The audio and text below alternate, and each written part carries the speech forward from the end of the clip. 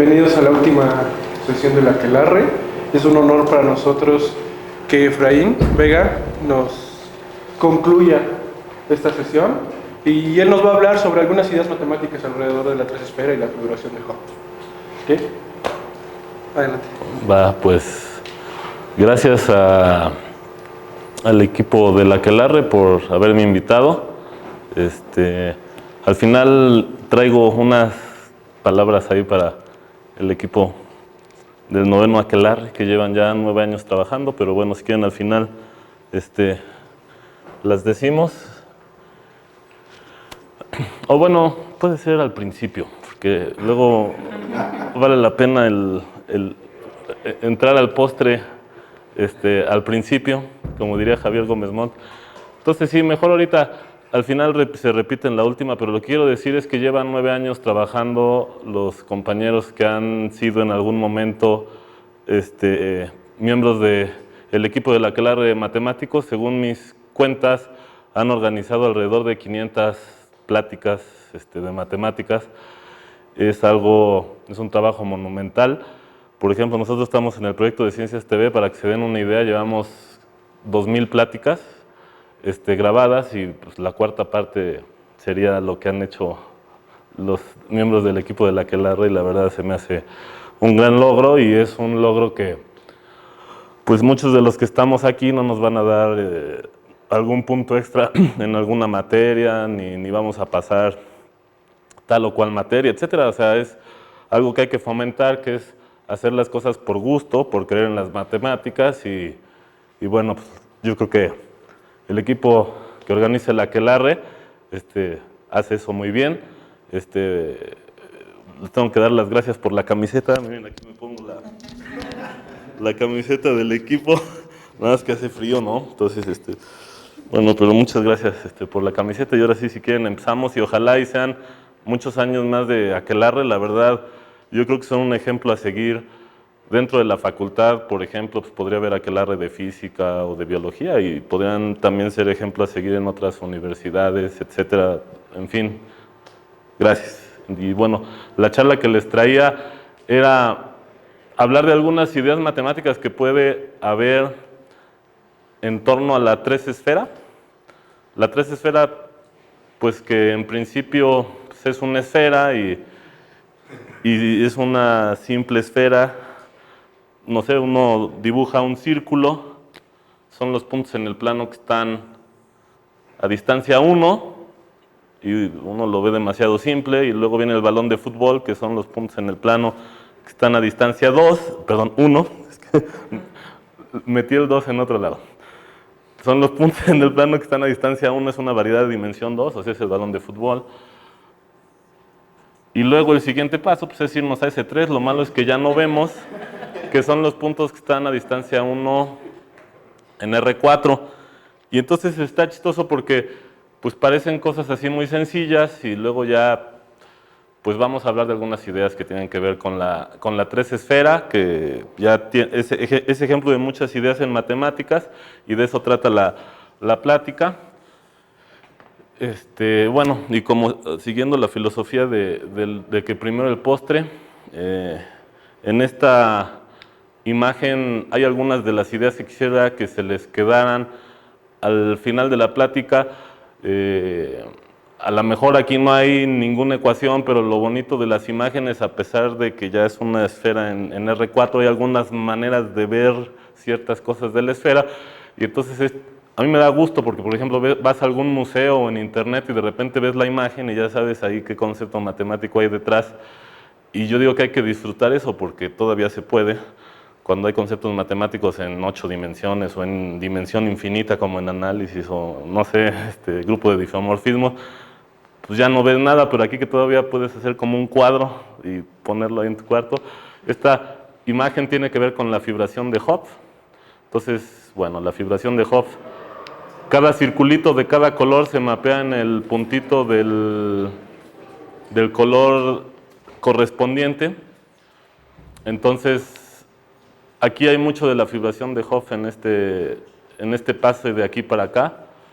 Esta es una manera de ver a la tres esfera en R3 a través de la proyección estereográfica. Sí, todo el mundo está familiarizado con la proyección estereográfica. Oigan, si alguien no diga de volada, nomás para saber, bueno, pues es la que mapea, pones la esfera y el polo norte y mapeas los puntos de la esfera al plano. Se puede hacer igual con la 3 esfera y los mapeas a R3. Y fíjense, aquí estas rebanadas también aparecen, pueden aparecer aquí en la 3 esfera y pueden tener ahí interpretaciones de distintas maneras. Pueden tener interpretaciones que sirven para visualizar la curvatura, pueden tener interpretaciones en términos de una estructura que se llama estructura de contacto. Lo que es en el fondo es tomar unos espacios de dimensión 2 en cada espacio tangente a la variedad. Aquí hay como un dibujo pues, que te imaginas ahí inmerso en la 3 variedad y entonces en cada punto escoges una rebanada de 2 dimensiones. Y bueno, eso tiene que ver ahí con muchas cosas. Y bueno, ya empiezo. Rápido si ya lo vieron y si no, pues de todas formas va a ser rápido porque no hay tiempo.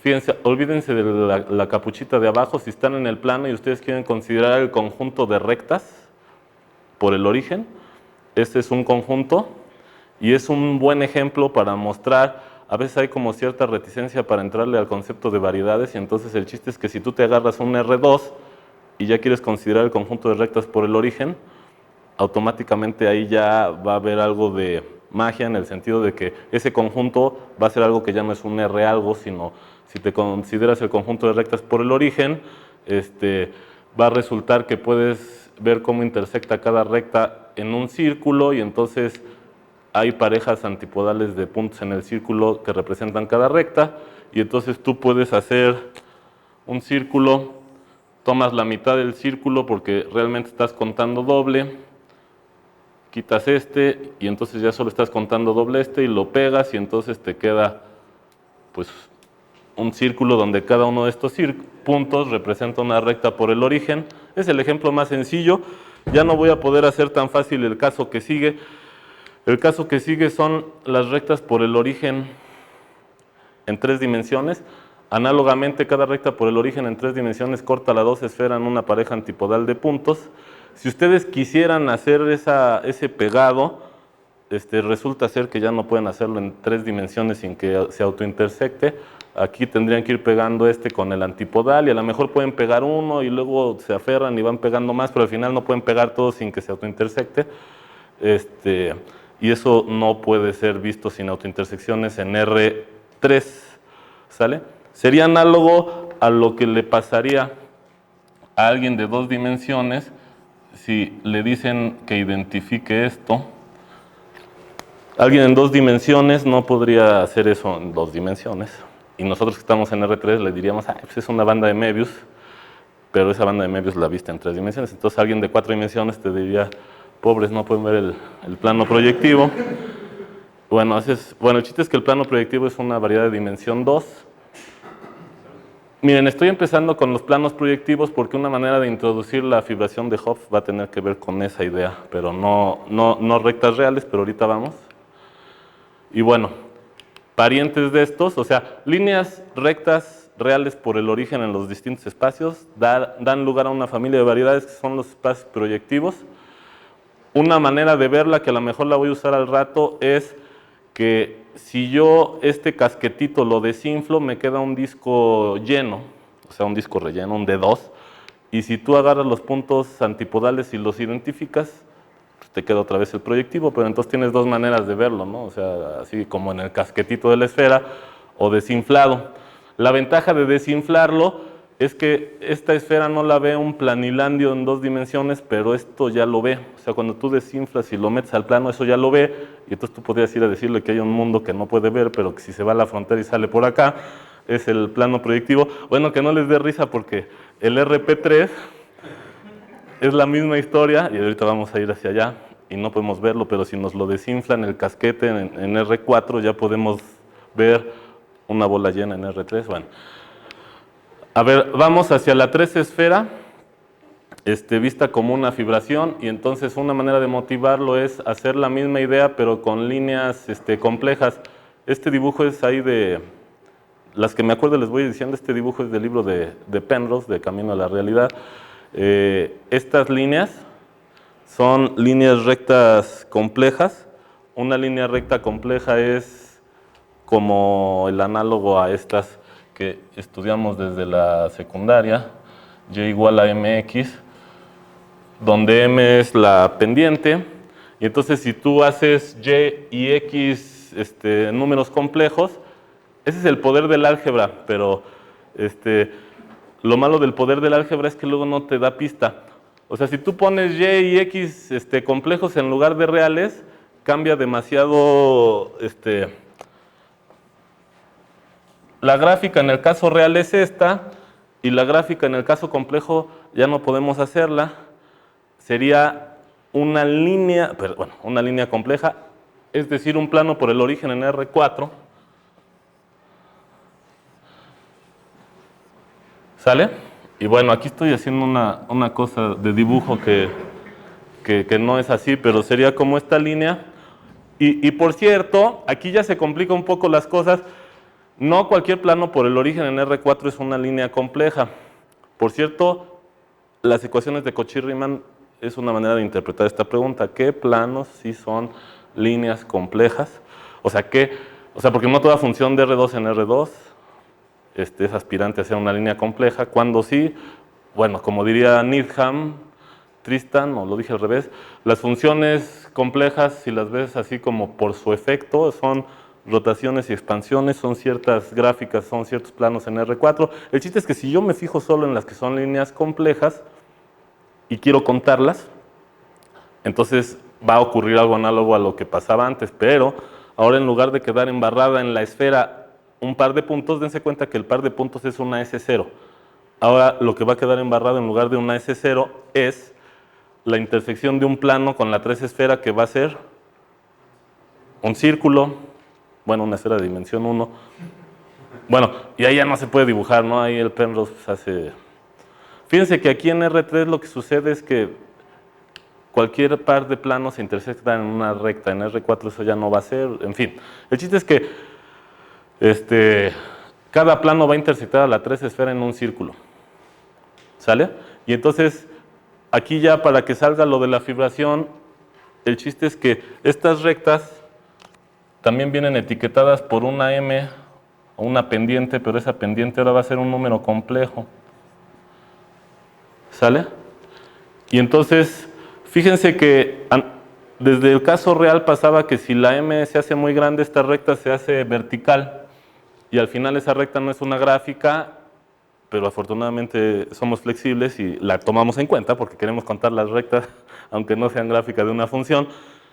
Entonces aquí como que la vertical, pues, tendrías que darle chance a de ser el infinito por x, que luego eso no gusta. Si haces lo mismo en los complejos, entonces puedes ver estas m's en los complejos con el infinito, y eso se vuelve una 2 esfera. Y entonces hay tantas rectas complejas como puntos en la 2 esfera. Y entonces lo que va a suceder es que si tú haces variar la pendiente de la recta, abarcas todas las rectas menos la vertical, entre comillas, ya no va a ser vertical, pero esa es la que tiene pendiente infinito, pero entonces ahora sí ya contaste todas. Pero entonces resulta que el conjunto de todas esas rectas es la 2 esfera. ¿Sale? Entonces la 2 esfera es el análogo al RP1,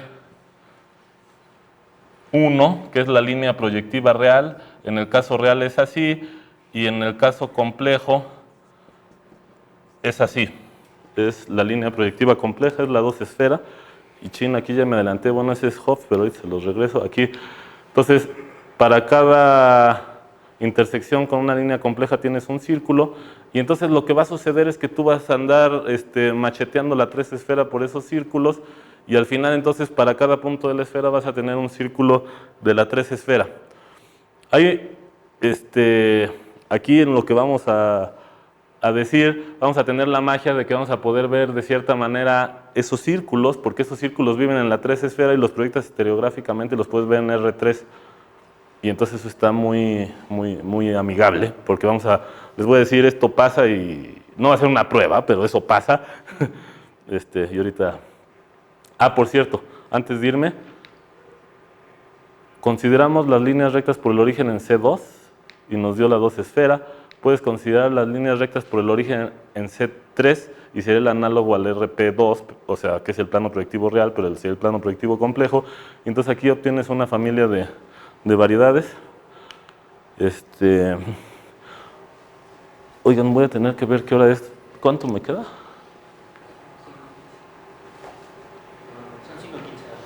Como media hora, va. Bueno, entonces ya entendieron un poco la idea de lo de la fibración, o sea, entonces resulta ser que yo puedo ver a la esfera, a ver aquí está un poco adelante esto, puedo ver a la esfera de dimensión 3 conformada por círculos, o sea, esta es la notación de los libros, esta es la fibra que está encajada en la 3 esfera, y entonces luego de la 3 esfera hay una función que proyecta cada círculo en S3 al punto en la esfera, y entonces o sea, todo eso queda codificado aquí. Y es algo análogo a lo que pasaba aquí cuando yo cambiaba el Y real por Y complejo, ya te fuiste a otro mundo, y aquí pues hay muchas cosas aquí codificadas. Por ejemplo, puede haber distintas maneras de meter un círculo en la... Bueno, puede ser aquí en una variedad ya en general. O sea, lo que yo les estoy diciendo es que pueden tener constante, y a lo mejor aquí cambia dependiendo de la manera de meter la fibra, por ejemplo. O sea, esto que escriben aquí en unas pocas letras en los libros esconde muchísimas cosas. Y bueno, parte de la plática es eso, ¿no? Decir algunas ideas de esta fibración. Bueno, esto es otra notación, es un espacio cociente y ya lo demás ya más o menos lo dije. Esto lo hizo Hopf en los 30. Y antes de irme, nada más quiero decir rápidamente que todo lo que dije lo pueden ustedes originar a través de una función de dos variables complejas. Esta función iría de C2 en C. Esto nomás para motivar algo que luego también sale al final. Tienes una función de dos variables complejas que va de C2 en C, y esa función puede ser así, espérenme, así,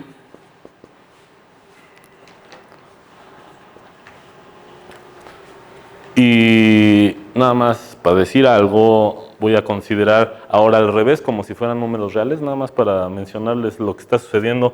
No voy a poder hacer el dibujo, pero en el caso de los números reales, tengo el dominio, y entonces lo que sucede es que aquí yo tengo, supónganse que es y entre x o como quieran en números reales, pero y entre x es constante cuando estás a lo largo de una recta. Entonces en el caso real, a lo largo de esta recta tú traes un valor constante que es como la pendiente, y entonces aquí traes como un escalón que sería como la pendiente, aquí sería altura 1, y entonces aquí tú tendrías una gráfica que iría a altura constante a lo largo de esas rectas, y entonces sería como una especie de escalera de caracol, a ver si se la imaginan, que cuando te vas a pendiente a ángulo de 90, esto se fue muy lejos, y luego por ahí sale, o sea, es que aquí te pasas tantito por acá, ya es pendiente negativa, entonces aquí vienes como de los negativos, bueno, más o menos, o sea, bueno, ya, es que está difícil hacer el dibujo. Pero sería algo así, o sea, algo que está sobre el cilindro, y entonces cuando te acercas aquí se va así muy lejos hacia los negativos, y luego aquí tendría que ser medio punteado y también se va lejos, y luego aquí en este cuadrante vale lo mismo que en ese, etcétera. Y entonces el chiste es que tú lo que haces es como te fijas en esta y en esta, o sea, como que en lugar de fijarte en toda la recta, te fijas en lo que pasa en la esfera, y entonces te fijas en lo que pasa en la esfera, y entonces obtienen la gráfica que yo les estoy diciendo, ¿sale? Y aquí en la esfera obtienes estos dos puntos que eran los que contábamos acá, ¿sale? Bueno, ¿qué pasa con esto? Ah, por cierto, si se dan cuenta de que como yo vengo a una altura constante, da lo mismo que yo haga ese círculo o haga este círculo, realmente no va a cambiar mucho, porque vienes como altura constante a lo largo de estas direcciones, nada más que como que se va a apachurrar. Y si es el círculo muy pequeño, a ver, pongan atención a esta idea. Si es el círculo muy pequeño, en el 0 como que abarcaste toda la recta. ¿Sí lo ven? O sea, como que te enredaste a lo largo de toda la recta. Si esa recta la proyectivizas, es decir, le pones su círculo al infinito, como que obtienes un elemento de... Es como si tuvieras aquí una gráfica del círculo en el otro, en la recta, pero cuando la compactificas te queda otro círculo. Es como si tuvieras un elemento del grupo fundamental del S1, que es no trivial. Bueno, eso lo digo porque aquí como que hay una singularidad ahí medio fea. Es así como esas singularidades de que, ¿qué haces en 0? ¿Cómo defines la cosa? Si cuando yo me acerco por acá, me acerco a esta altura, y si me acerco por acá, me acerco al 0, y si me acerco, o sea, ¿cómo defines la cosa? Te estás acercando a todo el eje, ¿sale? Bueno, algo análogo pasa en la 3 esfera. A ver, ya no vamos a ver nada, pero, a ver, hago unos rayones ahí para... En lugar de rectas reales, vas a tener rectas complejas. Esas rectas complejas, arriba, esto ya no está bien dicho, pero arriba de ellas traes un valor constante, porque ahora vas a tener y entre z un número complejo constante. Y ahora, estos escalones, que en lugar de ser líneas de dimensión 1 real, van a ser líneas de dimensión 1 compleja, o sea, planos. Y esos planos, a ver, aquí ya voy a hacer otro dibujo acá porque va a ser un desmadre ahí. O sea, esta esfera negra es ahora, en lugar de esa esfera era la esfera del R2, ahora es la esfera del del C2. Pues esta es la S3, y entonces en lugar de tener estos dos puntos, vas a tener uno de esos círculos, que es donde corta el escalón a la 3 esfera. ¿Sale? Y entonces, bueno, pues se complica un poco, estos escalones van cortando de una manera ya más complicada, pero ahora fíjense que tú puedes hacer el mismo show de rastrear cómo te estás enredando a través de ver qué elemento del pi de quién, ahorita decimos, vas a obtener aquí. Tienes aquí una 3 esfera que se va haciendo chica, colapsas en este punto, pero ahora arriba de este punto hay un C. O sea, unos números complejos, pero esos números complejos les falta un punto, entonces compactificas a ese 2. Y entonces lo que está sucediendo es que estás obteniendo, con esta manera de enredarte, un mapeo de la 3 esfera a la 2 esfera, y eso es lo que está detrás de todo esto, que fue parte del descubrimiento de Hopf, que antes pensaban que este era el trivial. Ay, pendejo, es que puse otra. Pensaban que era el grupo trivial, y resulta que no es el grupo trivial, y el mapeo de Hopf es un mapeo que realiza eso de que si pudieras hacer la gráfica, a ver, si pudieras hacer la gráfica de S3 en S2, sería una 3 variedad por ahí en ese producto, pero esa 3 variedad no podrías deformarla de manera continua a la gráfica de la función constante de S3 en S2. Es algo análogo a lo que sucede en el toro que todavía podemos ver. El mapeo constante es así, y un mapeo no trivial del primer grupo de homotopía es algo que cuando vas así se enreda una vez, y entonces no puedes deformar de manera continua el azul en el negro. Bueno, algo análogo pasa, pero en lugar de estar en S1 cruz S1, estás en S3 cruz S2. Bueno, y entonces, oigan, ¿dónde quedé yo aquí? Bueno, entonces, puedes motivar las cosas ahí con esa función de dos variables complejas, y bueno, haciendo esto se puede rastrear un poco qué es lo que pasa ahí en el 0, que es como un punto singular.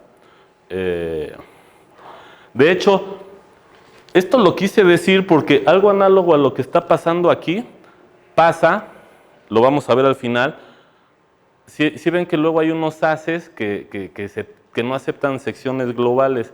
Entonces, una manera de interpretar geométricamente el chiste de por qué no aceptas secciones globales es porque tú agarras un punto, te acercas con una esfera, la sección sería como un mapeo de esa esfera a la fibra, Pero cuando hay sección, tienes como un mapeo que es trivial. Y cuando no acepta secciones, que a lo mejor hay algunos puntos donde se va a enredar parecido a lo que estamos poniendo aquí. Bueno, eso lo vamos a ver al final. Entonces, a ver, ya llegamos a ver a la 3 esfera y ver que esa 3 esfera es una fibración. Por cierto, del hecho de que sea una fibración, podemos ver rápidamente que se comporta de una manera sustancialmente distinta a la 2 esfera, porque si yo pinto un campo vectorial a lo largo de cada círculo, yo puedo dar un campo vectorial sin ceros en cada círculo, y si la esfera la partí en un bonche de círculos, entonces obtengo un campo vectorial sin ceros en la esfera. Entonces, bueno, puedes dar un campo vectorial sin ceros. Bueno, de hecho, la esfera puede dar muchos campos vectoriales sin ceros, porque o sea, esto no lo voy a decir mucho, pero la 3 esfera es un grupo de Lie. Entonces, bueno, tiene un álgebra de Lie de dimensión 3 y ahí como que podría tener que ver con un cierto campo correspondiente con un vector en el álgebra de Lie, pero si tú rotas, es como si este dibujo lo rotaras en R3 y obtienes otro, y hay 3 generadores, en fin. O sea, la 3 esfera es ejemplo de muchas cosas, también es ejemplo de grupo de Lie. Y bueno, como no tengo mucho tiempo, yo lo que quería ver era que la esfera, la 3 esfera, podía motivarse a partir de la idea de la fibración de Hopf, que tiene que ver con los espacios proyectivos complejos, etc. Y ya llegué a este punto. Luego, otra idea que podemos mencionar es una idea que tiene que ver con lo de las rebanadas que les decía. Y ahorita les digo, eso tiene que ver con el concepto de conexiones. No, esta es la idea intuitiva que luego se maneja en algunos libros. Esta es otra vez una imagen del libro de Penrose, de Camino a la Realidad, ahí se los recomiendo. Tienes un vector tangente aquí y lo pinta, y entonces dice, ¿cómo yo muevo un vector tangente acá a este punto? Es así, preguntarse cómo es el transporte paralelo. Entonces, una manera es llevártelo así, derechito. O sea, aquí hay una trampa, pero en fin. O sea, aquí la trampa es que de cierta manera estás usando alguna manera de llevarlo, pero bueno, es como una manera natural que trae uno en el chip. A ver, pues agarro este vector y lo llevo derecho, pero si yo lo llevo derecho para acá, pues aquí como que forma un ángulo de 90, entonces lo bajo hasta acá de 90 y aquí ya coincide con la dirección, entonces me lo llevo acá y aquí ya llegué cambiado. O sea, llegué a otro vector distinto. Entonces, cuando esto sucede, es que el transporte paralelo depende de la trayectoria, y eso tiene que ver con el concepto de curvatura de una conexión. Entonces, lo que va a suceder aquí es que, a ver, yo los voy a convencer de que aquí estoy en la 2 esfera y tengo vectores tangentes a la 2 esfera, ¿y eso qué tiene que ver con la 3 esfera? Bueno, resulta ser que si yo tomo el conjunto de todos los vectores tangentes unitarios de la 2 esfera, me va a quedar algo de qué dimensión. 3, porque pues 2 dimensiones ya me gasto para moverme en la variedad, y luego tengo un círculo por cada conjunto de vectores tangentes unitarios. Bueno, lo que va a suceder es que el conjunto de vectores tangentes unitarios de la 2 esfera es como primo hermano de la 3 esfera, ¿vale?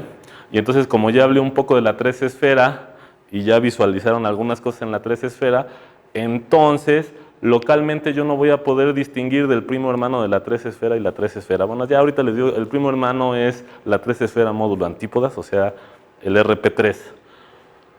Resulta que el conjunto de los vectores tangentes unitarios, aquí dice, no sé por qué va esto, bueno, el conjunto de los vectores, dejen ver dónde está lo que yo les quería decir.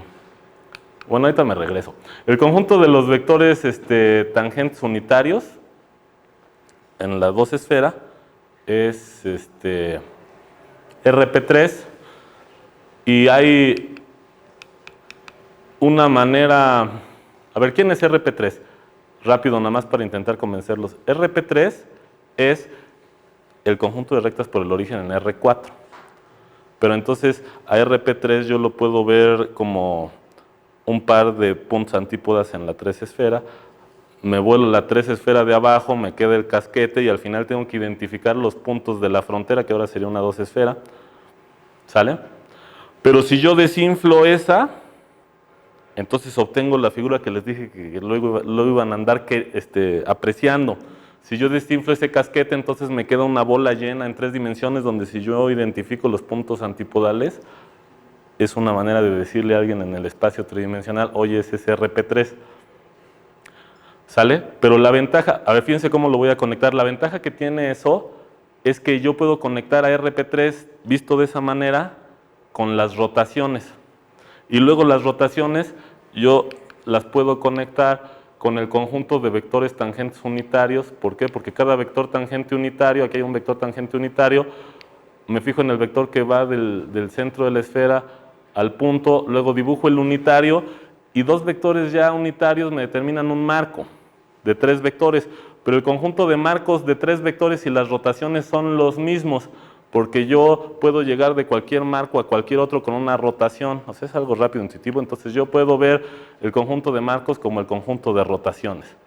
¿Sale? Entonces, a ver, yo puedo pasar de los vectores tangentes unitarios al conjunto de marcos, que son el conjunto de rotaciones, y finalmente voy a intentar convencerlos rápidamente de que el conjunto de rotaciones yo lo puedo caracterizar con un eje de giro y un ángulo. Pero entonces yo voy a convenir, por ejemplo, que el ángulo va de 0 a 180, pero no le voy a dar así, sino de 0 a 180 o al revés.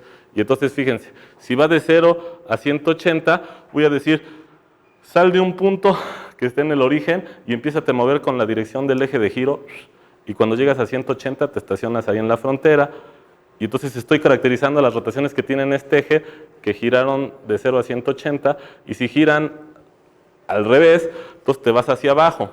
Pero entonces la idea es que a cada rotación le estoy asignando un punto en el rayo paralelo en la bola, pero yo cambio de eje y entonces asigno otro y al final lleno la bola y al final tengo que identificar los puntos en la frontera, pero eso era RP3. Y bueno, entonces espero que algo se haya quedado de que es lo mismo el haz tangente unitario que RP3. Y el haz tangente unitario es el que me va a decir cosas de la curvatura de la 2 esfera. Y RP3 es la 3 esfera módulo antípodas. Y por cierto, si ustedes se hacen así como una hormiguita tridimensional que vive en RP3 o en S3, no podrían distinguir localmente una de la otra. ¿Sale? Entonces, la curvatura va a tener que ver con cuestiones locales. Entonces, todo lo que vieron de la esfera puede servir localmente, es lo mismo para RP3. Y entonces ahora sí me regreso, ya después de que, es que estas iban atrás, bueno. ¿Y qué onda? Bueno, ¿qué onda con la curvatura? Nada más, esta imagen quiero que les quede en la mente. Hay muchas maneras de definir curvatura. Hay unas que luego no se entienden nada, otras casi nada, otras, bueno, a mí me ha costado bastante trabajo. Hay una manera que he visto en algunos lados, por ejemplo en el libro de Kobayashi no Mizu, que la definen a través de unas rebanadas horizontales. Entonces, aquí esta imagen podría servir para ilustrar una conexión en un lugar donde la dimensión de la variedad base, o sea, es que la curvatura se define en haces. O sea, esto es así rápido, se define en haces. Aquí podrías tener un haz donde la dimensión de la variedad base es 2 y la dimensión de la fibra es 1. Entonces, las rebanadas horizontales serían planos, ¿sale? Dentro de algo de dimensión 3. Pero afortunadamente esto mismo me va a servir para ver una ilustración de la curvatura en la 2 esfera, porque la 2 esfera es algo de dimensión 2 y su haz tangente unitario tiene como fibras círculos y entonces vas a tener cosas de estas. Y entonces intuitivamente, a ver, la idea intuitiva de lo que está ahí en el pizarrón es que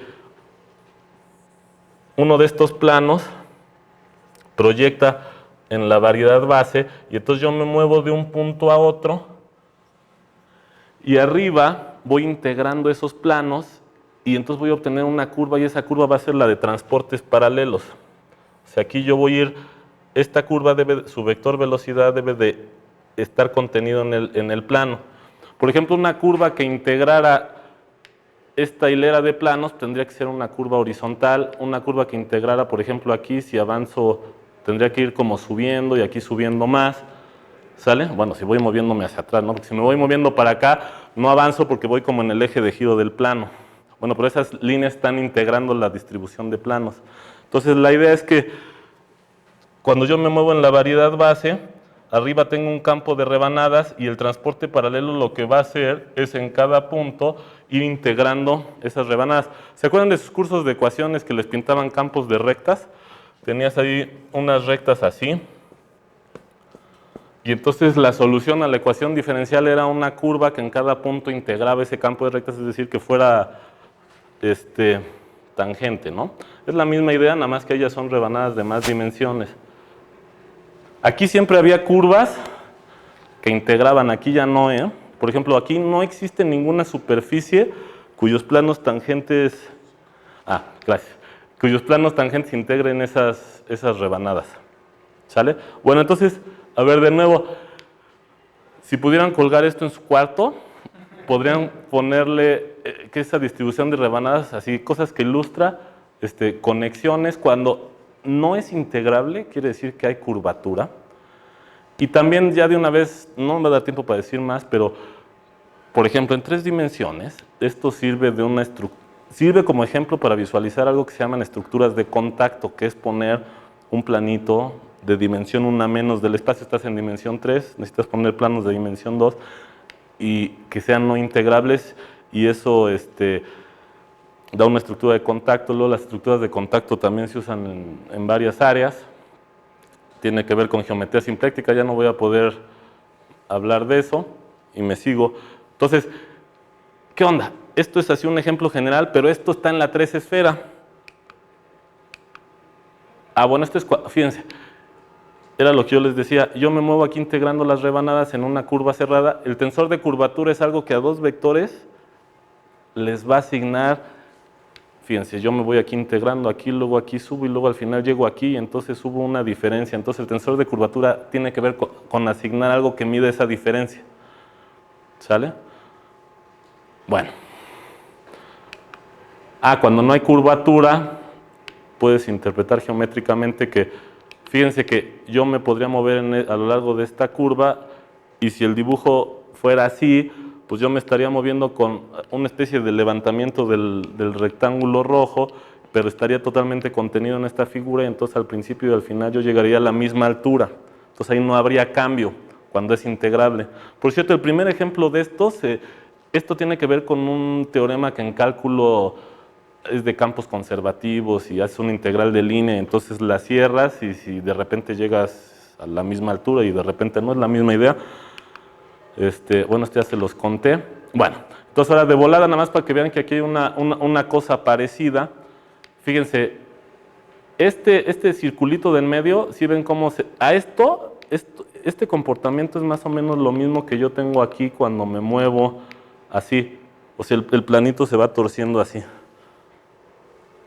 ¿Sí lo ven? Es el mismo comportamiento y es el comportamiento que va a tener que ver con la curvatura. Es el mismo que traigo yo aquí. Bueno, ahora, esto lo voltean y lo ponen normal a uno de los círculos de la fibración. Por cierto, esos círculos luego se llaman círculos de Hopf, o ahí les ponen varios nombres. Entonces, van a poner esto así de manera perpendicular.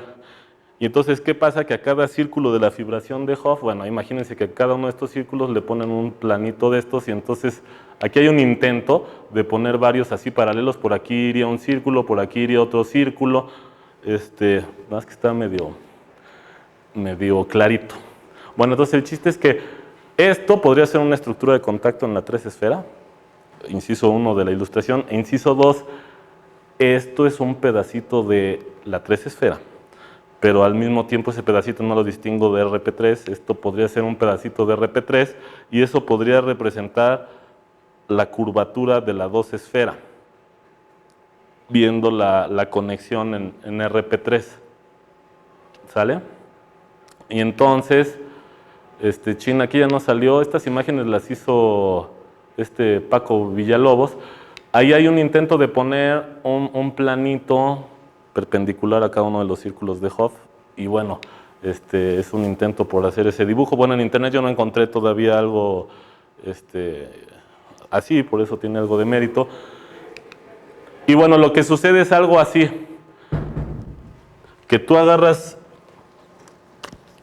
un paralelogramo en la esfera y te mueves así, luego así, luego así y luego así, y entonces arriba vas moviendo círculos, es como si tuvieras un tubo de círculos, de donde aquí yo agarré un pedacito del tubo, aquí hay círculos de Hopf que atraviesan por adentro, y entonces el chiste es que te mueves así, así, así, y de repente llegas a un punto en la misma fibra, pero más arriba, o más abajo, o bueno, este es un desmadre, decir más arriba, llegas a otro punto, ¿no?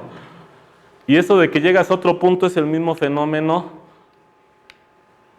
de que aquí llegaste distinto. Entonces, bueno, esto es para ilustrar ahí la curvatura de la 2 esfera. También esto ilustra el corchete de Lie, ya nomás para que se les quede ahí de curiosidad.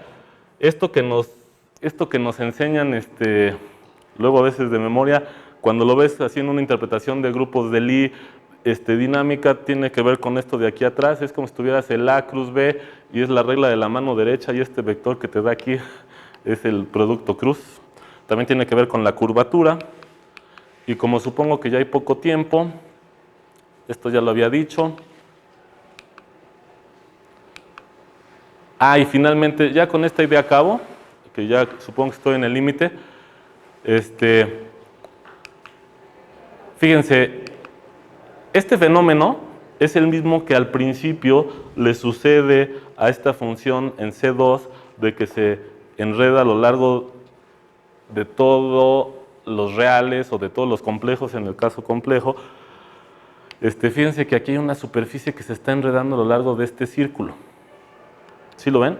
Bueno, ahora, lo que ilustra esto, déjenme regreso aquí rápido, es una conexión sin curvatura hacia algo así.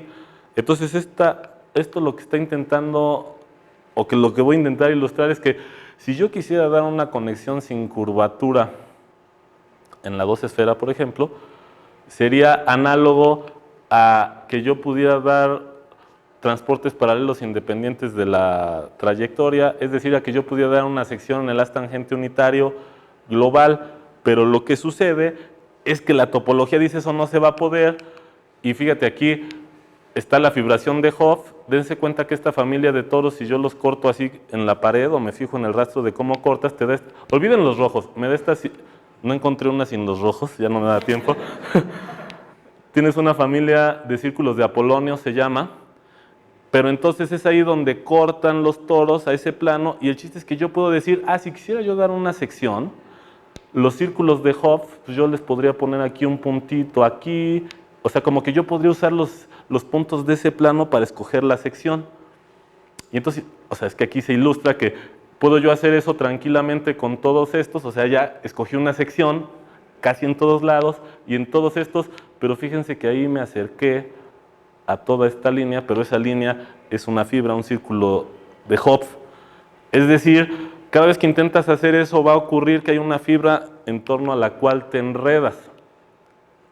Y entonces si pudieras dar una conexión sin curvatura, arriba aquí intento poner como el pedazo de la variedad base, pues tendrías que tú dar un puntito, como si pudieras poner una función chida, igual que acá, o sea, pudieras dar un valor, pero no, se está enredando, entonces no puedes dar una conexión sin curvatura en la esfera. Bueno, entonces este fenómeno ocurre, es como el fenómeno más sencillo. Hay una interpretación geométrica parecida a estas, por ejemplo, de las clases características o de las singularidades en algunos casos, cuando te fijas en los planos tangentes, y estos enredamientos son muy comunes. Y bueno, con eso acabo, y ahí está lo que les decía que lo adelanté, pero pues gracias al equipo de la Aquelarre, y gracias, y es todo.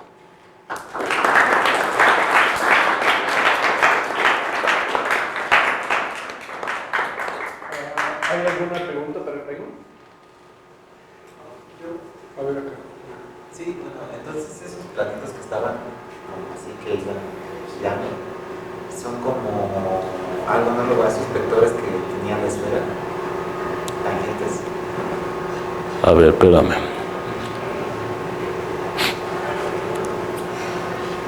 Pero como más dimensiones. O sea, es que podría tener algo que ver. O sea, es que hay una manera de motivar esos planitos, tomando ciertos vectores, bueno, le llaman una motivación, es considerarlos así como, le llaman elementos lineales, y entonces considerando ciertos elementos lineales en el plano, por ejemplo, te queda una 3 variedad, y luego considerando un subconjunto de esos elementos lineales te queda una estructura de contacto. Entonces sí puedes llegar a eso, no lo dije, pero bueno, sí hay manera de llegar.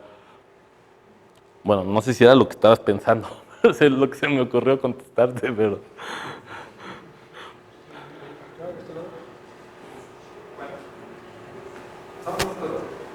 La primera es la imagen que pusiste de la fibración de top con líneas, la primerita. Pues, ¿qué la pasaste? ¿Esa? No, antes. Esta, la de la esquina superior izquierda. Esa, bueno, a mí se me hace muy bonita. ¿Sabes cómo es la asignación de los colores a los círculos? Sí, o sea, no sé si te voy a contestar lo que estás esperando. Aquí los círculos de un color corresponden al mismo color en un punto de la esfera, y entonces todo el círculo del mismo color va y se colapsa en el punto del color en la esfera. Entonces cada familia de estos, o sea, este es un círculo, ¿no? Pero un círculo, sabes que arriba es un círculo, entonces arriba es un toro. O sea, aquí como que están ilustrando 3 toros, que aquí se ven uno más grandote, uno en medio y uno más chiquito. Y entonces estás viendo como que cada punto en la variedad base, como la fibra es un círculo, a cada punto le corresponde un círculo, y entonces te quedan ahí los toros. No sé si contesté lo que tú querías, pero... Y ya no daba tiempo, la verdad me iba a fusilar como he hecho en otras pláticas, un pedazo de algún video ilustrativo, pero aprovecho para decirles que el video de la fibración de Hopf de Dimensions vale la pena verlo y está muy bueno, y ojalá sirva de ejemplo para ver si luego aquí hacemos videos más o menos del estilo. Si ese video lo hacen en Francia, pero sí podríamos en México hacer cosas ahí parecidas, sobre todo cuando son buenos para lo de las imágenes. Ven que les dije que por ahí Paco Villalobos me ayudó a hacer algunas imágenes. O sea, sí hay gente que es buena y se podrían hacer cosas en equipo, hacer videos, en fin. ¿Alguna otra pregunta? Bueno, con respecto al y uno de ¿este es C2 o es C3? Este es... El que se resuelve con lo de la fibración de Hopf. Es S2. Bueno, nos contaba un profesor que pues no tenían ni idea de cómo calcularlo, y que apareció como esto de la fibración, y fue como una luz como bastante buena. Y de hecho nos platicaba que hay algunos grupos de homotopía de esferas que no se sabe cuánto valen. Entonces, ¿sabes? Bueno, yo sé que a lo mejor está muy pequeño la pregunta, pero ¿sabes si haya como un análogo de la fibración para resolver los demás problemas? Mira, la verdad yo te tendría que decir que de los problemas abiertos, supongo que no, porque ya los hubieran resuelto o algo más ha de faltar. Yo la verdad no soy experto en el tema, es un tema muy difícil que ha mantenido a algunos matemáticos de los más brillantes, incluso algunos medallistas Fields, intentando completar esa tabla de los grupos de homotopía de tal esfera en tal esfera. Está muy buena la entrada de Wikipedia de eso, no sé si la hayan visto. Y bueno, se usan así las técnicas de las más sofisticadas ahí inventaron, etcétera, de topología algebraica. Yo la neta no sé mucho. Entonces, Gracias. ¿Hay alguna otra pregunta? Si no, te pedimos que tú les hagas una pregunta para que se ganen una bonita taza. Una bonita taza.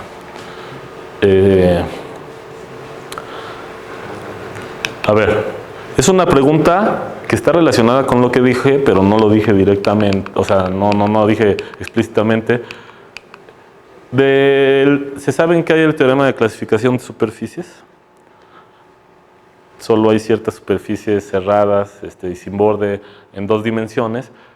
La idea final de la plática fue decirles que no puedes dar una conexión sin curvatura, o sea, no puede pasar algo así en el haz tangente unitario de la esfera.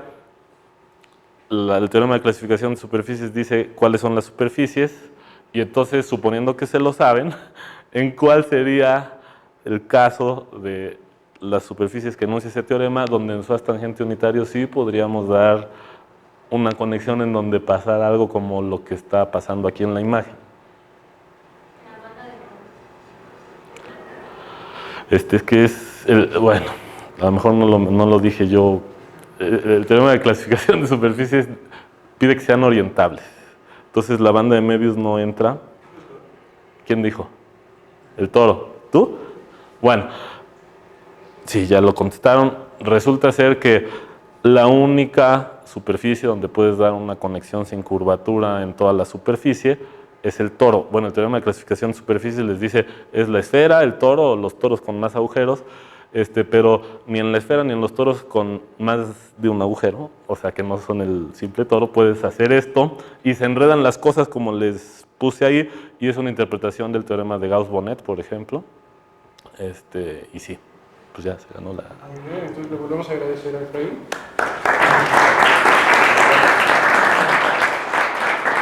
¿Ya va? Ah, acá.